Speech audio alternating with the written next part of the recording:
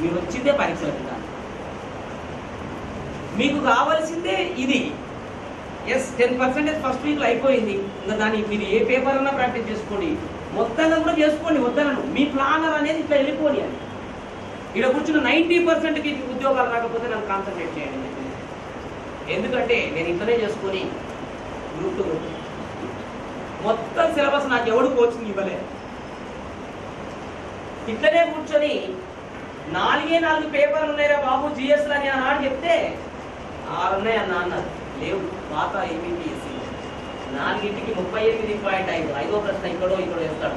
40 ప్రశ్నలు ప్రతి దానికి వస్తున్నాయి అనుకుని కలిపితే క్వశ్చన్ పేపర్ అట్లనే వచ్చింది 35. ఒకసారి బ్లూ ప్రింట్ మీద ఐడియా లేకుండా మీరు ఏం చేసినా ఉందా, శాస్త్రీయత లేకుండా మూసదోరుతో చదువుకుంటే అది అనవసరం. నువ్వు ఎంత చదివినావు అనేది ముఖ్యం కాదు, చెప్పాగా ఎట్లా దింపావు అనేది ముఖ్యం. టోటల్ మెంబర్స్ లో 10% కాంపిటీషన్, అది మర్చిపోకూడదు. 10 లక్షల అప్లికేషన్ వచ్చిన 1,00,000 మంది మాత్రమే రాస్తారు.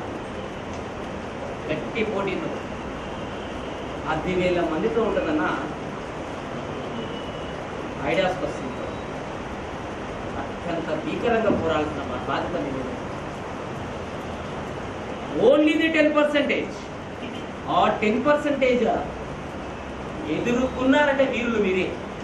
ఇక్కడ ఉన్న అందరికీ ఉంది ఆ శక్తి. ఇక్కడ ఉన్న అందరికీ అది చెయ్యాలనే ఉంది.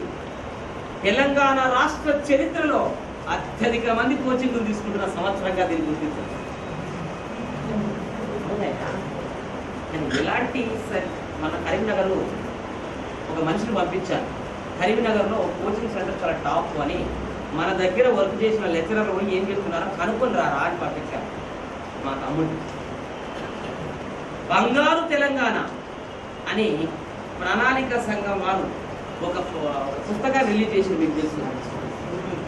దాని ముందర వేసి ప్రస్తుతం మనకున్న సిలబస్ ఇదే అమ్మ చదవండి అని దాన్ని బాగా రుద్దుతున్నారు పిల్లల మీద.